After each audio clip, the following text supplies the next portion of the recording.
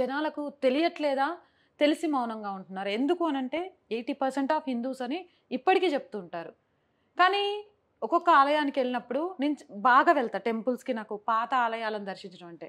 అమ్మ ఈ ఆలయానికి 100 ఏళ్ల చరిత్ర ఉంది, 500 ఏళ్ల చరిత్ర ఉంది అని చెప్తారు. కానీ అక్కడున్న భగవంతుడికి ధూపదీప నైవేద్యాలు అంటే మనం 3 పూటలా తింటున్నాం. ఈ దేశాన్ని కాపాడుకుంటూ ఈ రోజుకు నేను బిలీవ్ చేస్తా. దేవుడున్నాడు కాబట్టే ధైర్యంగా బ్రతకగలుగుతున్నాం అని నమ్మే వాళ్ళలో నేను. కానీ ఆయనకు రోజు నైవేద్యం రావట్లే. కానీ ఏ చర్చిలోనైనా, ఏ మసీదులోనైనా ప్రతి శుక్రవారం, ప్రతి ఆదివారం పిలిచి విందులు చేయగలుగుతున్నారు. కానీ 80% హిందువులున్న ఈ దేశంలో ఒక దేవాలయంలో దేవుడికి నైవేద్యం కూడా పెట్టలేని దుస్థితిలో ఆలయాలున్నాయి. అది నిజంగా బాధ. ఇలాంటి వాటి గురించి ప్రశ్నించకుండా మౌనంగా ఉండి మన పని మనం చేసుకొని వెళ్దామంటే ఒక గిరీశం ఎంత చేయగలుగుతాడు? లేకపోతే ఇంకొక అన్న ఎంత చేయగలుగుతాడు? ఇంకొక అక్క ఎంత చేయగలుగుతాడు? ఈ ప్రశ్న రేస్ చేసినప్పుడే కదా గిరీశం వెనక ఒక 100 మంది ఉండాలి, ఇంకొక గిరీశం రెడీ అవ్వాలి అనేది తెలిసేది. అదైతే నాకు చాలా బాధ కలిగిస్తున్న అంశం. ఈ అంశాన్ని జనాల్లో గట్టిగా ఎందుకు తీసుకెళ్ళలేకపోతున్నారు? ఆలయాన్ని కాపాడుకోవడం ప్రతి ఇంటి బాధ్యతగా ఎందుకు తీసుకోలేకపోతున్నారు? ఇప్పుడు ఫర్ ఎగ్జాంపుల్ మనం ఒక డెస్టినేషన్ పోవాలా. దానికి ఫస్ట్ మనం ఏమడుగుతాం, ఎక్కడ ఉంటారు మీరు అని అడుగుతాం. సెకండ్ వాళ్ళు చెప్తారు ఫలానా XYZ, Jubilee hills, Banjara hills, Rajendra Nagar లేదా చార్మినార్ ఎక్సెట్రా ఎక్సెట్రా. ఈ రోజులలో మనకు టెక్నాలజీ ఫీజిబిలిటీ ఉంది కాబట్టి లొకేషన్ పెట్టు గిరీష్ మనం వచ్చేస్తామని అని అంటాం. లొకేషన్కి వచ్చిన తర్వాత ఇగో వీడికి ఫలానా కనిపిస్తున్నామని చెప్పి మనం ఆ ఏరియాలు ఏమంటారు అక్కడ ల్యాండ్ మార్క్స్ చెప్తాం. మనకు డెస్టినేషన్ క్లారిటీగా ఉన్నది. ఇవాళ నేను ఏమడుగుతా, ఫస్ట్ క్వశ్చన్ ఏమడుగుతా అంటే ఇక్కడ ఈ దేశంలో బతుకుతున్న సనాతన సంతానానికి does he know what he don't know? నేను వేస్తున్న క్వశ్చన్, నేను అడుగుతున్న క్వశ్చన్ చాలా గంభీరమైన ముద్ద. Does he know what he don't know? అందరికీ తెలుసు నాకేం తెలుసు అని అన్నది. నీకు తెలియంది ఏంది అని ఫస్ట్ క్వశ్చన్ వేస్తా. అప్పుడే కదా నీ స్ట్రెంత్ బిల్డప్ అవుతుంది.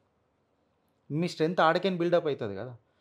ఇప్పుడు కాంగ్రెస్ వాళ్ళు అని చెప్పి అలా మాట్లాడతారు. నేను ఆ కాంగ్రెస్ కార్యకర్తలను అడుగుతా, సనాతన ధర్మం ఫాలో అవుతున్నా, ఇండియా అలయన్స్ కూటమి మద్దతు తెలుపుతున్నా ఆ ఆత్మలను అడుగుతా, వాళ్ళ ఆత్మ గౌరవం సచ్చిందా అని అడుగుతా. ఈ మాట నేను ఎందుకు అడుగుతానంటే, నేను చదువుకున్నది ఇంగ్లీషు, నా నడవడి నాకు ఇష్టమైందంతా ముస్లిం కల్చరు, నేను ఒక యాక్సిడెంటల్గా హిందువుని అని చెప్పి బీజం నాటిన నెహ్రూ కాడికి అనేది మొదలైంది.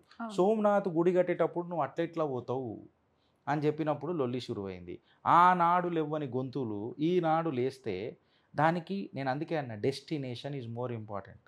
మన ఇన్స్టింక్ట్స్ ఏందన్నది మోర్ ఇంపార్టెంట్. మీ గోల్ ఏందన్నది మీరు డిఫైన్ చేసుకున్నారు, దానికి ప్రాసెస్ సెట్ చేసుకున్నారా? మనం ఇంట్లో అమ్మ జరిగాల నాకు ఒక మంచిగా బిర్యానీ వండి పెట్టాయి లేకపోతే ఏమన్నా వండి పెట్టానంటే డైరెక్ట్ ఇట్లా చిటికేయంగానే కాదు. మన సినిమాలు చూసినట్టు కాదు.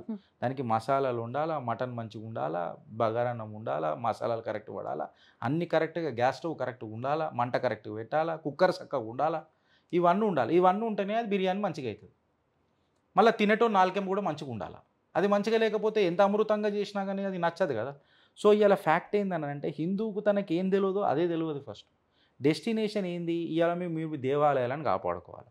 మీరు దేవాలయం మీద ఫస్ట్ ఇప్పుడు నవత గారు రామ్ మందిరం యాక్ట్ తీసుకొచ్చిర్రు. వీళ్ళు దిందా ఆడే చెప్తున్నారు మా ప్రభుత్వం వచ్చిందంటే మేము మళ్ళీ కూలగొడతాం, మేము సుప్రీంకోర్టు ఇచ్చిన తీర్పుని మళ్ళీ తుంగలో దొక్కుతాం, కులేయం చెప్తున్నారు.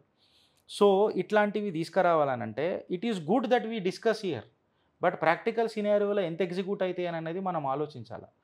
For the sake of discussion మనం డిస్కస్ చేస్తాం, but for the sake of execution ఆలోచించినప్పుడే ఇవి సాక్షాత్కారం అవుతాయి. మోదీ అదే చేస్తున్నాడు.